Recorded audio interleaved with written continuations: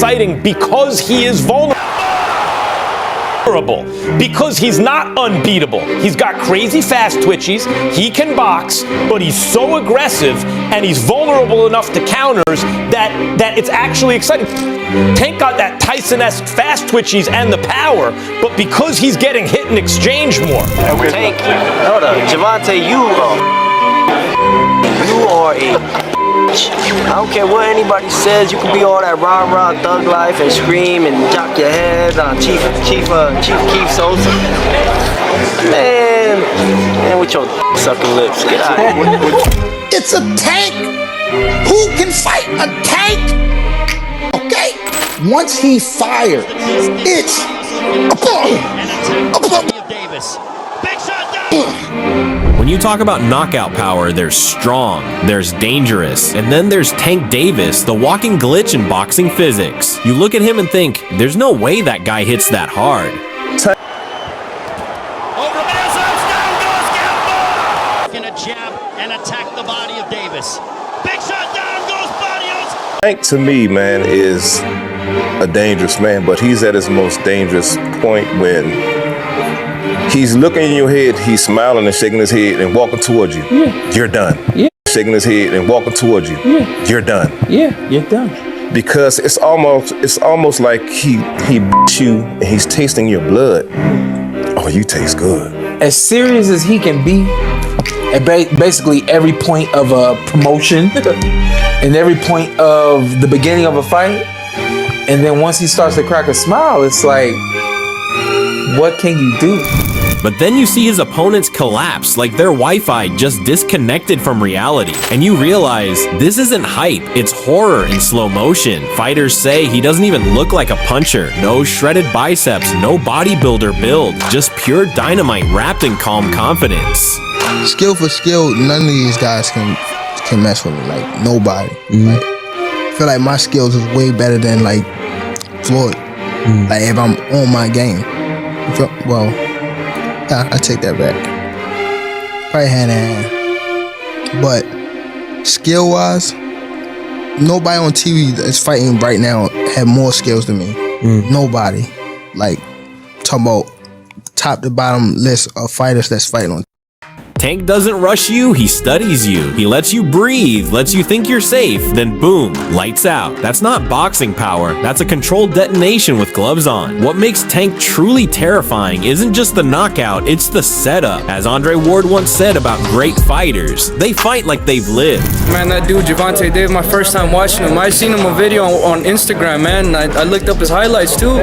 That dude's a beast, man. He's great speed, great defense in those uppercuts, man. I'm not a hater, man. If I see somebody I think is good, man, I'll talk good about him. You know, some people they just see boxing and they don't appreciate it. They talk bad about him. But me, I see a good fighter and I respect it. Tank's been through real pain, and you can feel that in his rhythm. He'll walk you down smiling, shaking his head like, you done messed up, and from that moment, it's already over. He breaks you mentally before he breaks you physically. One fighter said it best, when Tank starts grinning mid-fight, it's because he's already tasted blood. He's in that Tyson zone, the part of the ring where fear becomes fuel, and the knockout is just a formality. But Tank, one thing I can say about Tank is he's smart. He can box. Yes. And he's explosive. You believe there's a chance the other guy can win, and that makes it even more exciting, to say nothing of the pace he sets, the level of action, the level of bombs that are thrown by Tank, and as he fights better opposition, the number that will be coming back at him. Yeah, he's guaranteed thrills for the dollar. And here's the wild part. Tank's not just a puncher, he's a tactician disguised as chaos. Fighters who've sparred with him talk about his defense like it's witchcraft. He'll go from high guard to cross guard to head movement in seconds. Not rounds, not exchanges, seconds. One slip, one twitch, and you're missing air. Most heavy punchers sacrifice defense for destruction, but not this guy.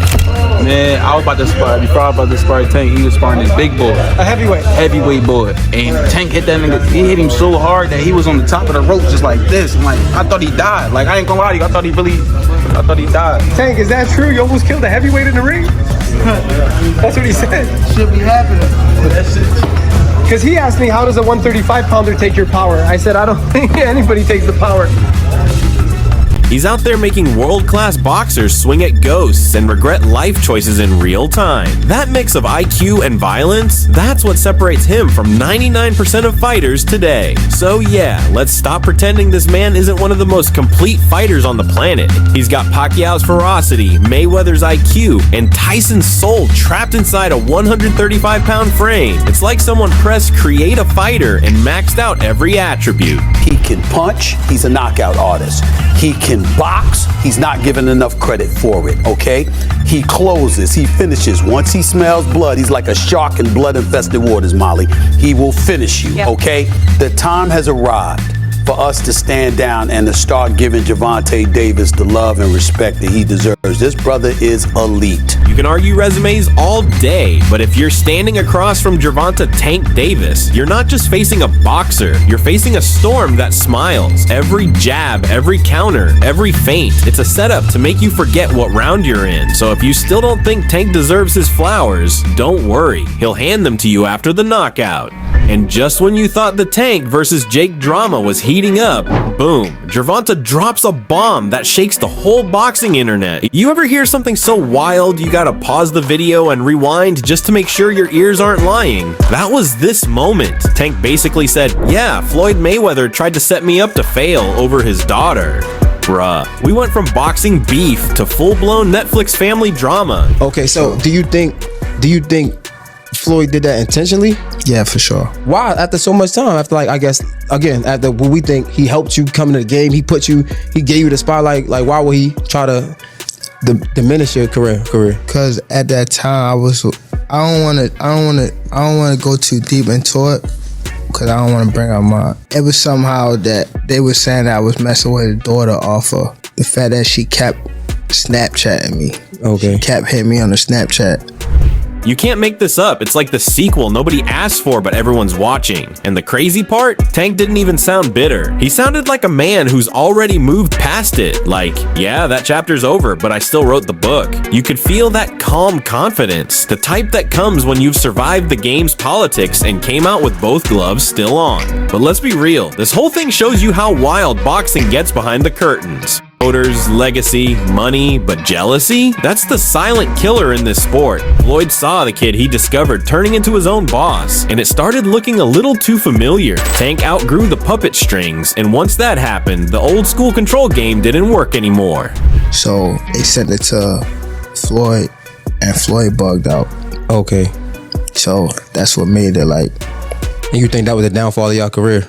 I mean, y'all. No, it was a downfall. Yeah, it wasn't a downfall of my career. I mean, our relationship, because it was more things that he was doing. Like, he scheduled a fight, I think, doing like your fight or something. I don't think they did it, but stuff like that. Promoting, stuff like that. Like, you know, Now he's out here building his own empire, taking fights on his terms, and speaking his truth like a man who's no longer scared to lose access. It's messy, it's dramatic, it's boxing, but that's what makes it addictive. One day you're fighting for belts, the next you're fighting for respect, and somehow Gervonta is managing to win both. Alright, after all that heavyweight talk about legacy and being the face, I'm gonna cut through the fog and say this straight to you. We're watching Gervonta Tank Davis walk into a very expensive tightrope. I get it, you take the Jake Paul fight, you get paid like a king, but we don't trade legacy for a check without consequences. Tank's power and timing still scare the pants off fighters, but this is a guy who's flirted with danger only a couple times and then ducked the rematch. In boxing in the United States of America. That has left a hole that the broadcasters have looked to fill, and they've done this with influencer boxing, which brings a completely different audience to the game. Every promoter and broadcaster on this planet is to blame for this situation that we are finding ourselves in right now. They've opened the door to clowns, and now we've got ourselves a circus. It is a travesty. A 200-pound novelty who sells out eyeballs, you better treat it like a real fight, not a paycheck photo op. If Tank shows up half-hearted, the boxing nerds will have a field day. If he shows up cold, clinical, and finishes early, then that payday looks like a savvy retirement plan, not a surrender. Now let me be blunt and theatrical, because that's what you invited me for. Jake Paul is a promotional hurricane. He'll bring views, noise, and fans who don't know a jab from a jaywalk. That helps everyone's bottom line, but it doesn't make him a boxer, and it doesn't magically erase Tank's responsibility to the sport. Here's the hot take. Tank doesn't have to go full war. He just needs the kind of performance that makes people stop asking why. A violent first half knockout or a tactical dismantling, and he cashes out with both money and some dignity intact. Anything else? A sloppy decision, a controversial draw, or worse. And he hands the narrative to the critics who've been sharpening knives for months. Watch closely, because this is less about skill and more about what Tank wants his story to say when the lights go off. Yeah, man, I just kind of want to raise my family. I don't know how much left of boxing for me. I don't want to see a therapist. I want to, I need to, but like I don't want to take away from my fighting. But I think it's time for me to do stuff like that. So I think the writing's been on the wall for Tank for a while. So that draw was kind of just like, I was on the way out anyway. I don't need to go back in there. And I said it at the end of that fight. I'm like, there's no way we see that rematch. He was so uncomfortable in that ring with Roach. He doesn't want to feel that again. He showed that night. So I'm not surprised that fight's not happening. I'm not even surprised he's fighting Jake Paul now. It's a cash out.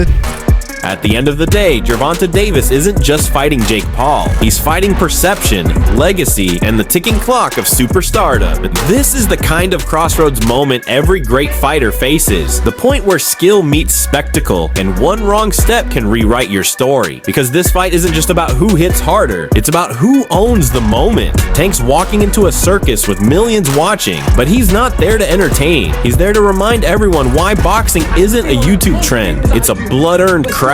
If he walks through Jake Paul like a storm tearing down a billboard, it won't just be another knockout. It'll be a declaration that boxing still belongs to real fighters, not algorithms. But if things go sideways, if Jake somehow survives, steals rounds, or even lands that one lucky shot, the internet will turn on Tank faster than a pay-per-view refund. That's the gamble of greatness. The higher you're thrown, the sharper the knives. I personally think has been checked out for way longer than this last fight. I think he was checked out prior to the Roach fight. I thought this was all going to be in the works, where he was supposed to beat the 16-1 Roach and then go on to fight Jake Paul and then call it a career, because I think the people around him understood there wasn't much left in the tank for him in terms of his want or his desire to be here. Tank's not just chasing a win, he's protecting an empire, a reputation built on fear, timing, and precision. Every jab, every feint, every smirk in that ring will speak louder than his words ever could. Drop your thoughts in the comments section, let's debate this one out. And yo, don't ever forget to like, share, and subscribe.